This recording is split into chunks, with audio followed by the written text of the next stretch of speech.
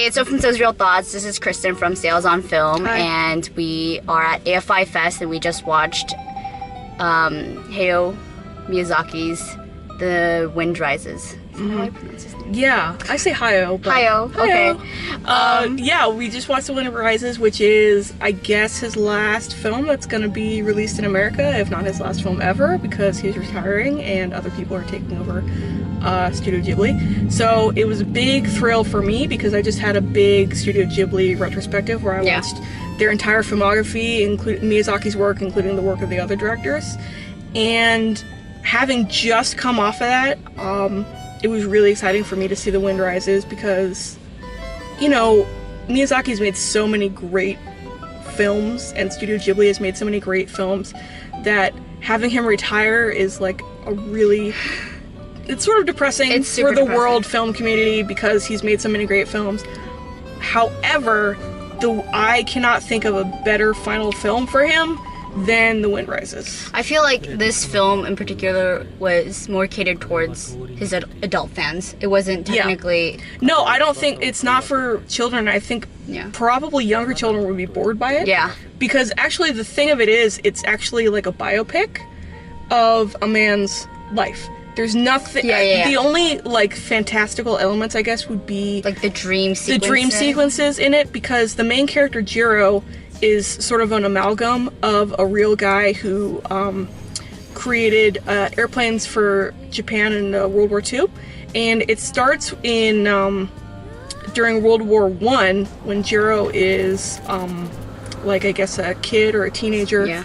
And then it goes through it goes through World War II, so it's his whole maturation, his whole love of airplanes, and he's visited by sort of the spirit of an Italian aircraft designer, Caprioli, I think his name is, and I think that's a real guy too. I haven't done my research, but so he has these dream sequences where he sort of builds, makes the designs of the airplanes that he's going to build, and it really is almost traditionally like a biopic. Yeah.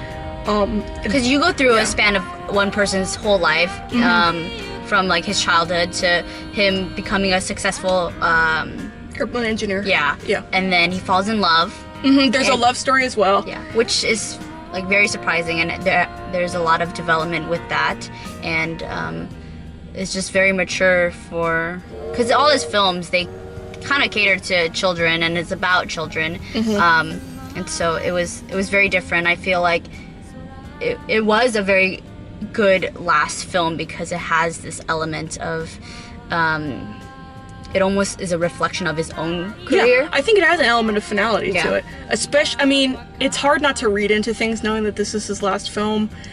On the other hand, I think he made it with the knowledge that it was going to be his last film. So I think that kind of reading is credible because I think it kind of sums up a lot of aspects in his career because it's the story of a man who creates things out of love of beauty and love of art, and I think that's biographical of Miyazaki. And then also it has a lot of elements that were in his previous films. Like, it's about aviation, which if you've seen any Miyazaki films, you know, like, is in almost all of his films, and it's something that he really loves. It's also about, like, the countryside, which is another big theme of his. It's also about, you know, like, interpersonal relationships and love, and... It was just so bittersweet. It was. There's a lot of... I mean, there's a definite element of tragedy in the end, and the ending is very bittersweet. Yeah. But it's just so appropriate. I mean, it's hard not to say, like, oh, these are all parallels with his life and his retirement, but honestly, I think it is. And that's why I think it's hard to judge this as part of the Studio Ghibli canon, because it's so uniquely his last film. Yeah. You know, it has all those elements. Like, if he had made it in 1994, I don't think it would have been among his great films, but I think because he made it his last film, for me, it ranks among my favorites, and I don't know if that means it's the best or not. It just... I feel like I resonated with it more only because I've seen his previous films, and they were so, like, whimsical, and I don't connect with that as much. Like, I feel like My Neighbor Totoro is cool, but this final film really hits home to just every aspect of I a think person's life. Yeah, I think the older you are, the more you can relate to it. Just because it is a maturation, and if you've gone through any period of growth in your life, then you can relate. And especially if you're a creative person, in the story, Jiro is an engineer, but he does it almost out of an artistic love as opposed to like a technological love. And actually there's a big conflict in the story because even though his designs are used to kill people, really, in the war. Yeah, that was the shocking part. Yeah, in the war, it's something that the character struggles with because he says, I just design airplanes because they're beautiful. But he does it with the full knowledge that the Mitsubishi company who he works for is going to bomb people with these airplanes, and people are going to lose their lives in these airplanes. There was so many like historical context to it, and it was just... Yeah, there's definitely, I mean, there are real events that happen. It's one of the big set pieces is an earthquake that took place in 1923, I think I read.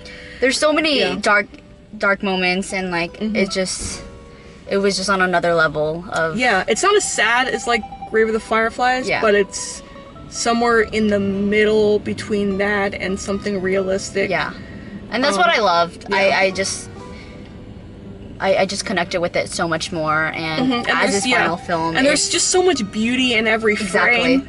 To see it on the big screen was a real treat because when I was doing my marathon, it was all on DVD. And I had seen a couple Studio Ghibli films before, but only like the most recent ones on the big screen. And to see this on the big screen, it's just like every single frame is such a work of art. Like it's so beautiful. And like I just wanted to like pause it and like look at individual frames because the soundtrack was beautiful as well. And I was totally overwhelmed by the end. Yeah, it was a very emotional experience because... And it was surprisingly longer than most films that... That's something we should definitely tell people who want to see it, is that this movie is 2 hours and 6 minutes. People are like, it was too long. It's like, yeah, but what do you expect? I will admit that it felt long. Yeah. And towards the end, I was kind of like, gee, this is a really long movie. Like I was like wondering when it was going to end. Because I feel like animated movies feel longer the longer they are, and I don't know why that is. But it definitely feels long. I think it's the approach that he did it in. It has a slower pace. He really fleshes out this person's life from like every little aspect. And I think it's just something he hasn't done before because he usually caters to kids, and usually is only like 90 minutes, but yeah, it's definitely not a kids movie. I mean, there's something objectionable in it. I just feel like the pace and the tone of the film would not appeal to young children. Yeah, definitely, and it is a long film, so just know that going in. Sort of prepare yourself. It's kind of it's an epic, because it's the story of a man's life, and it really goes into detail about his, the bulk of his life. Well, I mean, I think it's coming out. It's out now at Landmark, but I think they're gonna show it again. It's gonna come out full release. I don't know. I know that you're right. It's playing currently at the Landmark on Pico in LA. That's for its Oscar qualifying run, just so it runs for 1 week in the United States so that it can qualify for Oscar. I think Disney is releasing it next year. Okay, so when it comes out next year, if you are a huge Miyazaki fan or just even if you haven't seen any Miyazaki films and you've been meaning to get into it, I feel like this is a good first film because it introduces you, if you haven't seen his films, to a lot of the themes that he explores in his other films, and it's just a great swan song. In general. It was great. I think my favorite Miyazaki is My Princess Monaco. Princess Mononoke. Mononoke. Oh my god. Mononoke. Come on, the white girl. Sorry, I like totally. Yeah. I can see it in my head. I just can't think of the words. Don't come out right. Cool. But what's your favorite? My favorite is actually My Neighbor Totoro, and this is kind of the diametric opposite of that because I feel like Totoro is pure escapism for children. Yeah, I mean, I understand why. I love that. There's so many dolls. Like when I just saw dolls in Asia, and I was like, who is this character? Who is Totoro? Yeah. Why do people love him so much? And so I finally watched it. I was like, this is it. But I totally get it. I love it. I also really like Porco Rosso of his films, and then I like Pompoko, which is actually a different director than Miyazaki. How many movies has he done? Miyazaki or Studio Ghibli? Miyazaki. He's done like more than half of the Studio Ghibli films, so I want to say like maybe 12 or 12? I might have watched like 5. Yeah, I'll have to check on that. But I feel like I understand his... I think if you see a couple of his films, or even if you see something like... If you see Spirited Away and Princess Mononoke, you basically get what he's about. And then those are the best, too. And then the other films are more or less similar themes. Yeah. All right. Well, when it comes out next year, definitely watch it. I'm super excited that it was showing at AFI Fest. Yes. And follow Kristen at Sales on Film at .tumblr.com. Yes. Oh, and it's the same on Twitter. I will link it right here. Okay. Right here. Yeah. Okay. Bye. Bye.